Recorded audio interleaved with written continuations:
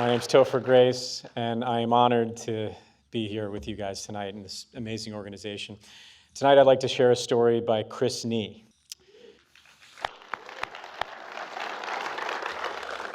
This is a love story that needs to be told again and again, because one of the people in this love story cannot remember what the story is, can't remember who the love of his life is.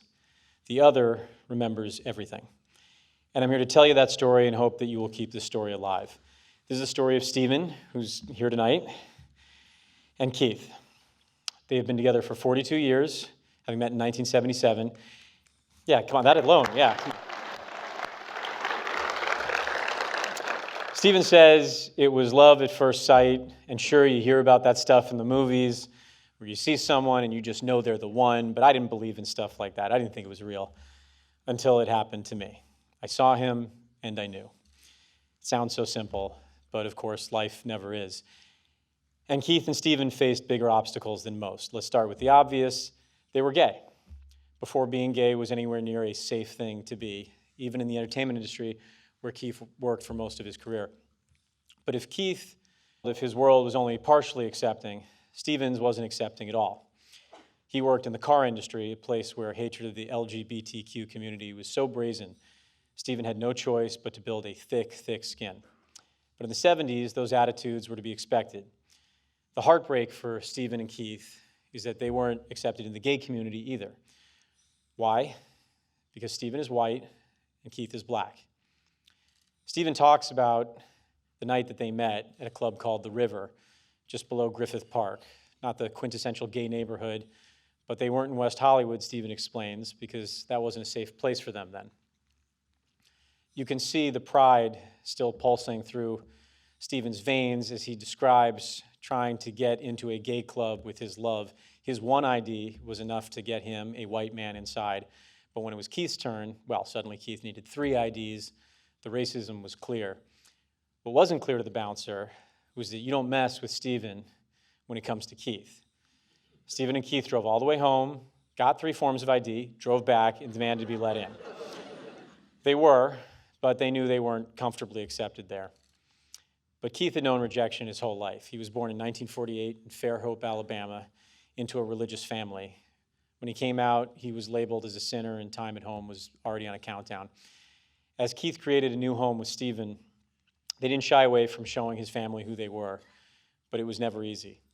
Still, if you want to know the kind of man that Stephen is, now because he acts as Keith's voice, he still calls Keith's mother. He knows that she thinks they're both sinners, but he still calls because that's what Keith would want. Keith worked for Disney for 30 years. He started in the mailroom and worked his way up to the publicity department. He worked with legendary talents like Julie Andrews, James Garner, Barbra Streisand. He loved his work, but his passion was cars.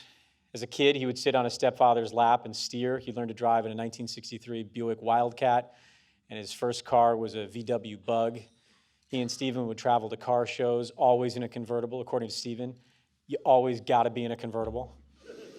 They saw Jay Leno show off his cars. They were in awe to meet Mr. Lamborghini himself. Can you believe it? Stephen and Keith had a great life together. They loved their 4 dogs. They loved camping in the redwoods. They loved their house that was truly a home, and they loved each other. And then something changed in Keith. He wasn't paying his bills. Envelopes were stacking up. He got lost going someplace that he should have known like the back of his hand. He couldn't follow a recipe. Like any good partner, Stephen stepped in little by little and took care of the things that were slipping through the cracks. But eventually, it was way too much, and it was clear that something was seriously wrong.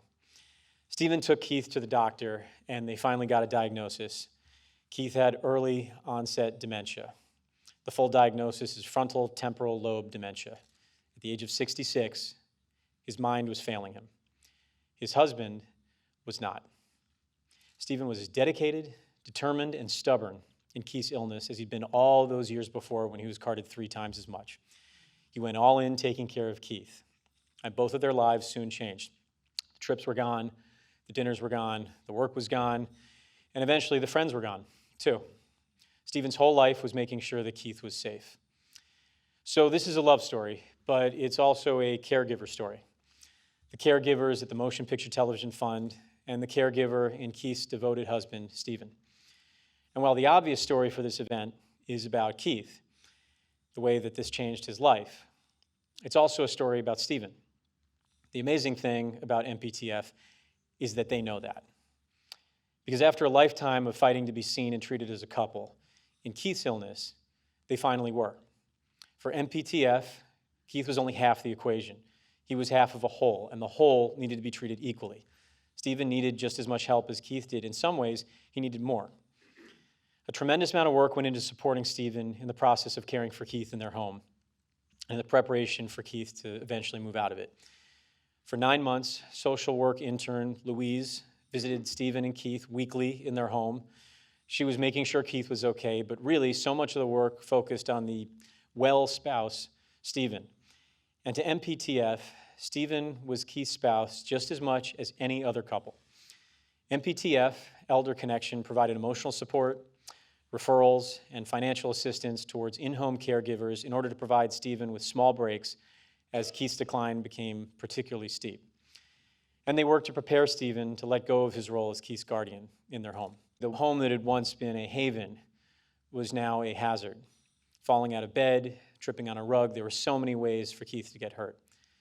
Finally, Stephen was ready, or as ready as he could be. Keith moved into Harry's Haven, the dementia wing at the Motion Picture Television Fund campus in April 2018. Stephen stayed in their house in Glendale. It was a sadness, but it was also a relief for Stephen. And let me tell you something.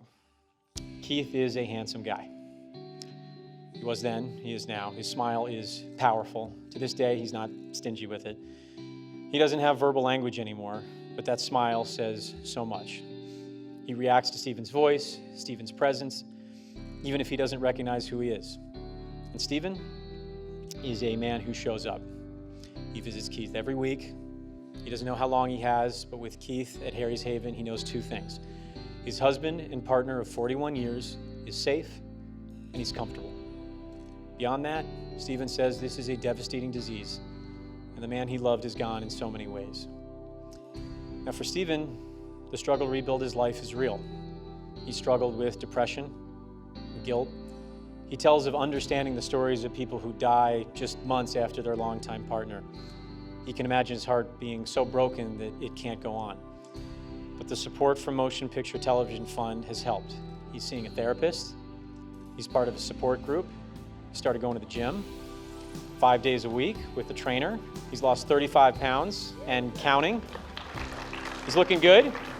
I saw him backstage. His jacket's big. His jacket's a little big for him. It's a good sign. He knows the pitfalls of your life ending when your partner's does. And with the support network afforded to him by MPTF, he's trying to live.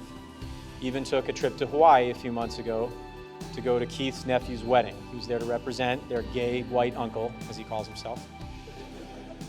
Motion Picture Television Fund has a place for Stephen to live when he's ready. Like all couples, he gets a preferred slot to move into one of the bungalows on campus so that he can be close to Keith. But he isn't ready. He has more life ahead of him. He knows that this is what Keith would want. So this is a love story that needs to be told again and again because one of the people in the love story can't remember what it is, and because Stephen and Keith's story is all of ours.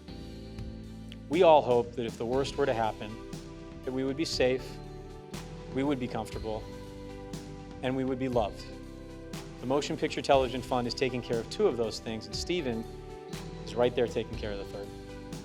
Give it up for Stephen.